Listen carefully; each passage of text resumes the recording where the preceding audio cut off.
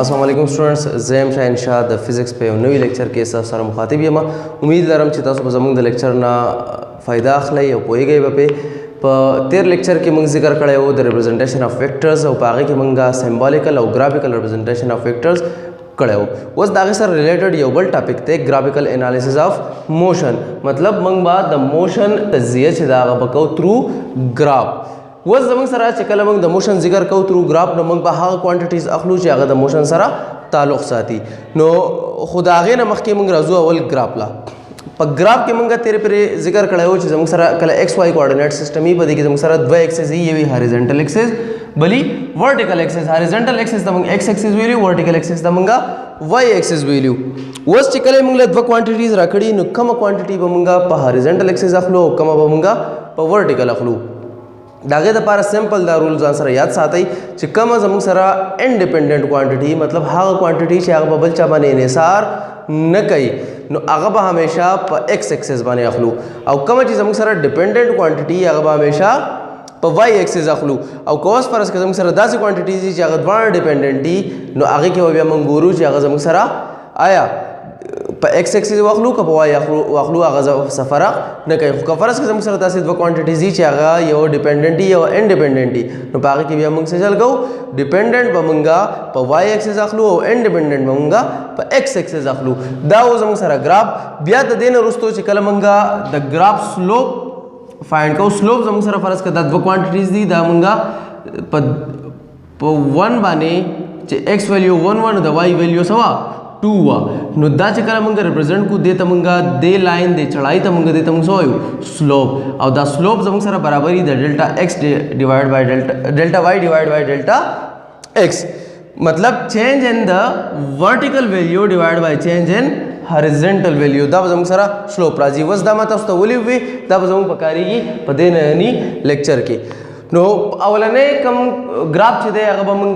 د ډسټنس ټایم ګراف خبره موږ کوو نو کله چې موږ د ډسټنس او د ټایم خبره کوو نو په ډسټنس او په ټایم کې زموږ سره ډیپینډنټ کوانټیټي کومه یو ده او انډیپینډنټ کومه یو ده اوس وګورو چې آیا ډسټنس په ټایم باندې منحصره ده که نه ټایم په ډسټنس انحصار کوي نو ټایم په هېڅ چا باندې انحصار نه کوي ټایم همیشه یو انډیپینډنټ کوانټیټي موږ اخلو نو دلته به زموږ سره په ایکس ایکسز باندې موږ څه واخلو ټایم او چونکې ډسټنس په دې ټایم باندې ډیپینډنټ ده په ټایم باندې انحصار کوي نو دلته به زموږ څه واخلو ډسټنس واخلو اوس زموږ سره فرض که موږ راکړلي چې ټایم زموږ سره 1 سیکنډ و نو ډسټنس کورډ واز 2 ټایم زموږ سره 2 سیکنډ شو ډسټنس کورډ واز 3 میټر ټایم زموږ سره 3 سیکنډ شو ډسټنس کورډ واز 4 میټر دا اوس موږ ریپرزینټ کوو تھرو ګراف دی ویلیو ته موږ 0 وایو دی ویلیو ته موږ څه وایو 0 په 1 باندې چې دا 1 نو د وائی ویلیو سوا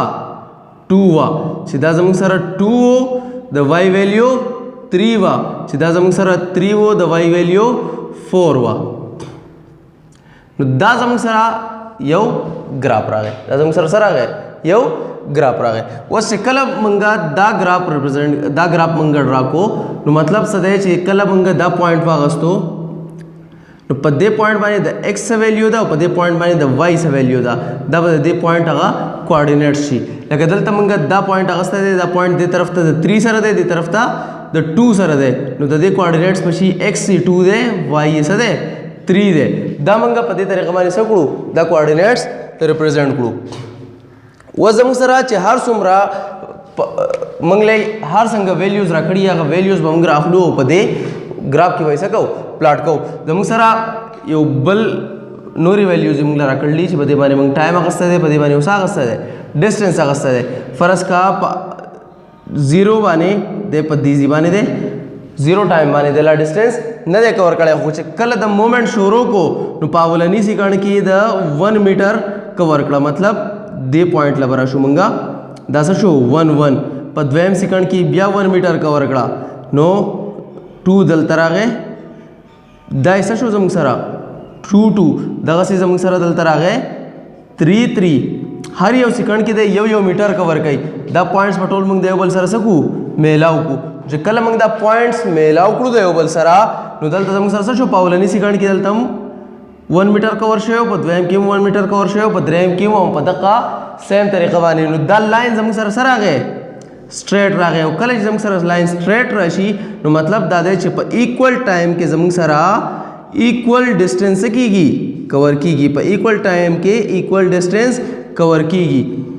نو دا زموږ سره څه شو چې ایکول ټایم ډیوایډ بای ایکول ډسټنس مطلب څه دی چې پس یو شان وخت کې یو شان ډسټنس کور کیږي نو دا سپیډ زموږ سره څه شو یونیفارم شو او که فرض که موږ د سلوپ خبره کوو نو سلوپ موږ اخلو په ډیلټا وائی ډیوایډ بای ډیلټا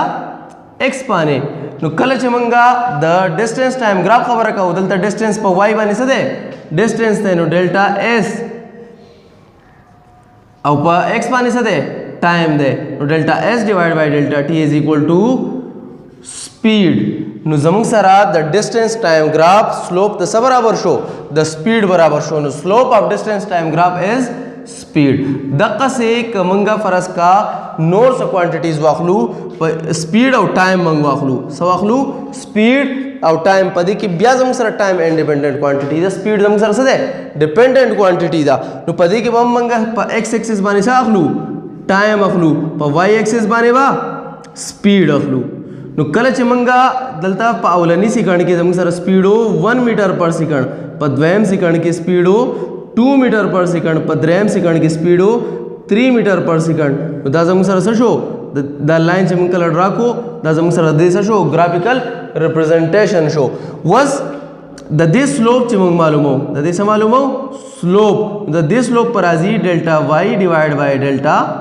ایکس نو ډیلټا وائی دلته زموږ سره ډیلټا وی ده څه ده ډیلټا وی ډیوایډ بای ډیلټا ټی او دا د څه شي فارمولا ده change in velocity per unit time یا change in velocity in a total time is called acceleration نو slope of velocity time graph په زموږ سره د څه برابري د acceleration به برابري د څه برابري د acceleration وس چې زموږ سره په distance time graph کې څومره slope ښکته و مطلب څه چې دا زموږ سره distance time graph ته نو که فرض کا slope دې طرف ته مطلب څه دی چې په ډیر ټایم کې لږ ډسټنس کور کیږي او څومره چې سلوپ زموږ سره په چړای باندې نو دا مطلب دا دی چې په لږ ټایم کې ډیر ډسټنس کور کیږي نو چې سلوپ څومره ښکته وي مطلب سپیډ څه دی لیس دی او چې سلوپ څومره بره مطلب سپیډ څه دی هائی دی سپیډ څه دی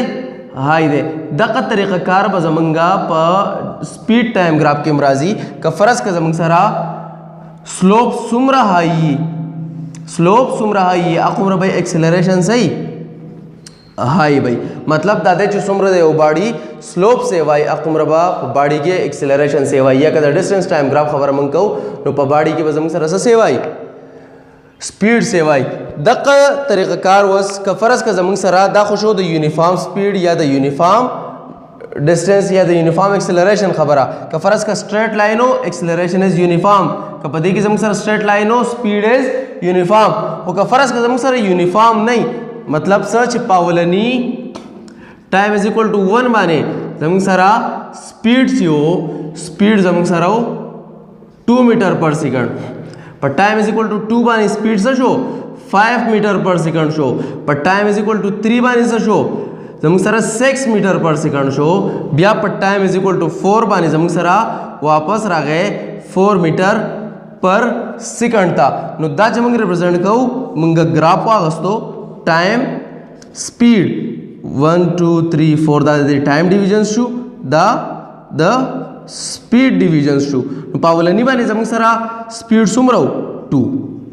نو دلته راغی زموږ سره په دویم باندې زموږ سره سپیډ 5 و نو دویم زموږ سره دا پوینټ راغی اوس دریم کې زموږ سره